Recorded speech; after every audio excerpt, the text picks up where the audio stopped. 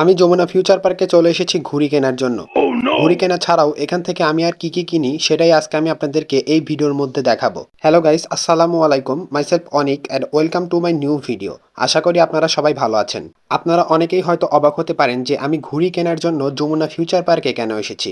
আপনারা যেহেতু আমার ঘুড়ির ভিডিওগুলাই বেশি পছন্দ করেন, যেমন ঘুড়ি বানানো, ঘুড়ি উড়ানো, তাই আমি ভাবলাম আমি বড় কোনো শপিং মল থেকে একটা দামি ঘুড়ি কিনে সেটা আপনাদেরকে উড়িয়ে দেখাবো। আসলে আমার দেখার ইচ্ছা যে দামি ঘুড়ি আর কম দামি ঘুড়িগুলোর মধ্যে পার্থক্যটা আসলে কোথায়।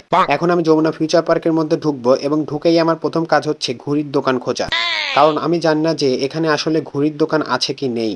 আমি অলরেডি শপিং মলের মধ্যে ঢুকে পড়েছি এবং ঢুকেই আমি চারদিকে তাকিয়ে তাকিয়ে দেখছিলাম যে এখানে আসলে ঘুড়ির দোকানটা কোথায় হতে পারে। আমি কাউকে জিজ্ঞাসাও করতে পারছিলাম না যে ঘুড়ির দোকানটা আসলে কোথায়, কারণ এটা জিজ্ঞাসা করলে সবাই আমাকে পাগল বলবে। সবাই বলবে যে ঘুড়ি কেনার জন্য আমি কেন যমুনা ফিউচার পার্কে এসেছি। আর ঘুরতে ঘুরতে আমি এখন মিনিসোতে ঢুকে পড়েছি এবং মিনিসোতে ঢোকার পরে আমার কাছে মনে হচ্ছিল যে এখানকার সব জিনিসগুলাই আজকে আমি বাসায় নিয়ে যাব। তবে আমি মিনিসোতে ঢুকে ভেবেছিলাম এখানে হয়তো আমি ঘুড়ি পেতে পারি। সেজন্য আমি চারদিকে খুঁজে খুঁজে দেখছিলাম যে এখানে ঘুড়ি পাওয়া যায় কিনা। তবে ব্যাড লাক এটা যে আমি এখানে কোনো ঘুড়ি খুঁজে পাই নাই। মিনিসোতে এত সুন্দর সুন্দর জিনিস দেখার পর আমি ঘুড়ির কথা ভুলেই গিয়েছিলাম। তারপরে হুট করেই আমার মাথায় আসলো যে আমি না এখানে ঘুড়ি কিনতে এসেছি। সেজন্য আমি আবারও রওনা দেই ঘুড়ি খোঁজার জন্য।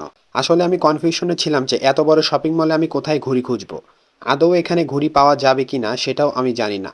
আর অন্যদিকে আমি কাউকে যে জিজ্ঞাসা করবো যে ঘুড়ির দোকান কোথায় সেটাও করতে পারছি না। আর এদিকে আমি ঘুড়ি খুঁজতে খুঁজতে একেবারে হাঁপিয়ে গিয়েছিলাম।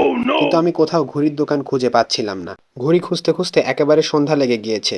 আমি ভেবেছিলাম যে এখানে এসে আমি কিছু শপিং করব, কিন্তু ঘুড়ি খোঁজার চক্করে সেটাও আর করতে পারি নাই। আমি যেহেতু ঘুড়ি কেনার জন্য বের হয়েছি সেজন্য আজকে আমি ঘুড়ি কিনবই, সেটা যমুনা ফিউচার পার্ক থেকে হোক বা বাইরে থেকে হোক।